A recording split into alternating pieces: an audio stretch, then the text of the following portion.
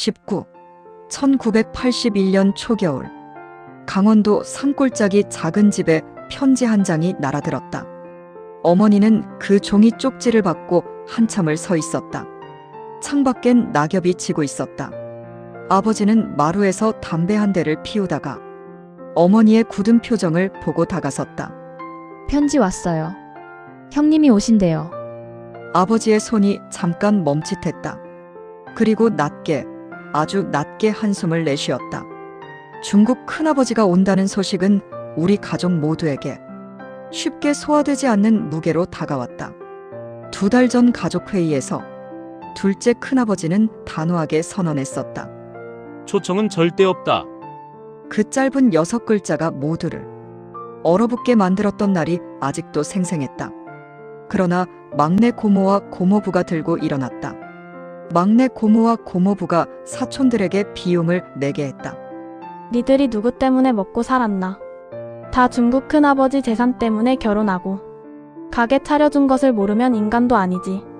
결국 사촌들이 돈을 모아 70만 원을 마련했다. 그때 둘째 큰아버지가 사촌들에게 소리 지르며 난리 쳤는데 정작 사촌들은 이해를 못했다고 한다. 왜냐하면 중국 큰아버지 재산에 대해 사촌들은 전혀 자기 아버지가 어떤 행위를 했는지 몰랐다고 한다. 아무튼 항공원과 초청장이 중국으로 날아갔다. 그리고 드디어 답장이 왔다. 두 분이 고국 땅을 밟으러 오신다고. 20. 김포공항 첫 발걸음. 나는 그때 고등학교 1학년이었다. 겨울방학이 막 시작된 참이었다. 온 가족이 버스를 빌려 탔다. 서울 나들이가 생전 처음인 식구들도 있었다. 버스 안에는 묘한 침묵이 흘렀다. 설레는 건지 두려운 건지 아니면 그 두 가지가 뒤섞인 건지 알 수 없었다. 김포공항은 내가 상상했던 것보다 훨씬 웅장했다. 사람들이 붐볐고 비행기 소리가 울렸다. 나는 입국장 앞에서 처음 이국적인 공기를 마셨다. 입국장 문이 열리고 낯선 두 사람이 걸어 나왔다. 중국 큰아버지는 60살이었다. 중절모에 다리를 약간 절뚝거렸다. 얼굴이 상기된 노인이었지만 눈빛만은 또렷했다. 44년 만이었다. 16세 이 땅을 떠났던 청년이 이제 노인이 되어 다시 밟는 고국의 흙이었다. 아버지가 형님 앞에 섰다. 두 사람은 한동안 말이 없었다. 아버지 눈가가 붉어지는 것을 나는 보았다. 악수도 포옹도 없이 그저 서로의 눈을 들여다보는 그 시간이 모든 말을 대신하는 것 같았다. 중국 큰어머니는 한참 젊은 여성이었다. 중국에서 교사를 하신다 했다. 그녀는 바퀴 달린 짐수레 엄청난 크기의 가방 5개를 싣고 나왔다. 나는 친척들에게 줄 선물이겠거니 했다. 20일 서울의 밤 70도짜리 술. 서울에 있는 사촌 집으로 갔다. 상 위에는 음식이 가득 차려졌고 중국 큰아버지가 가져온 70도짜리 고량주가 놓였다. 코끝이 얼얼할 만큼 독했다. 그러나 어른들은 잔을 기울이며 중국 큰아버지의 이야기를 들었다.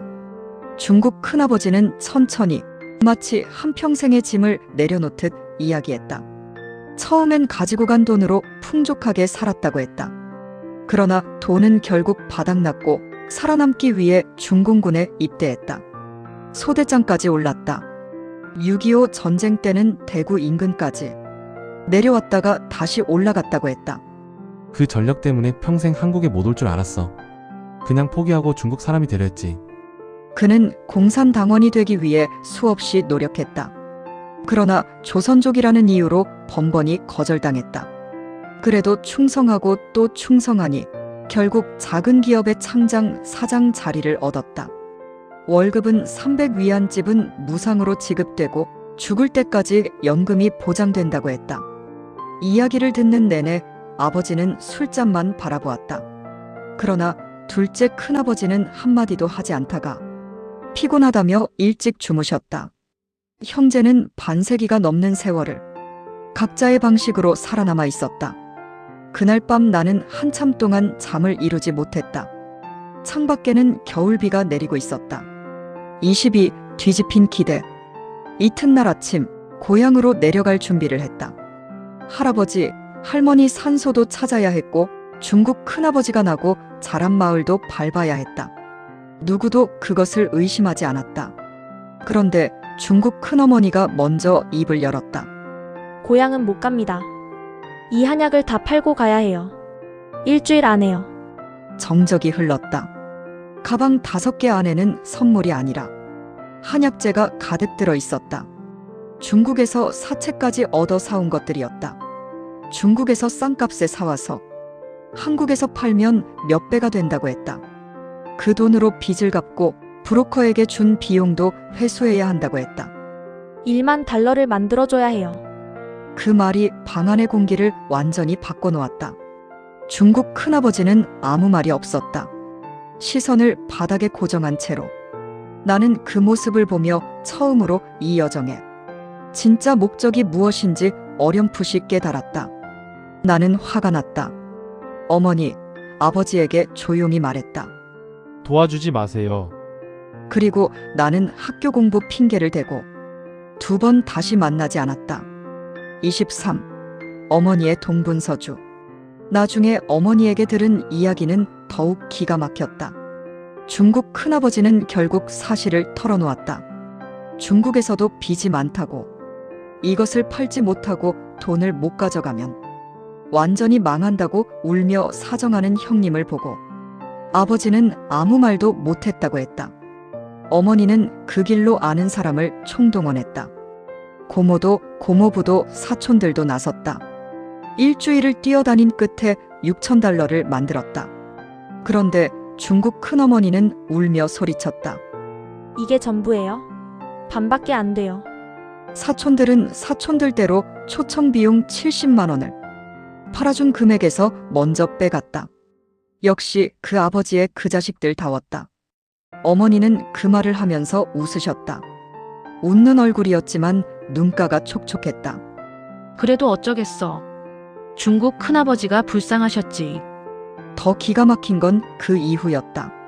어머니가 아는 사람들에게 팔아준 한약들이 하나 둘가짜라는 말이 돌았다. 결국 어머니는 본인 돈으로 전부 환불해드렸다. 그렇게 중국 큰아버지는 고향 땅 한 번 밟지 못하고 할아버지 할머니 산소 한 번 찾지 못한 채 6,000달러를 손에 쥐고 돌아갔다. 44년을 기다려온 귀향이었는데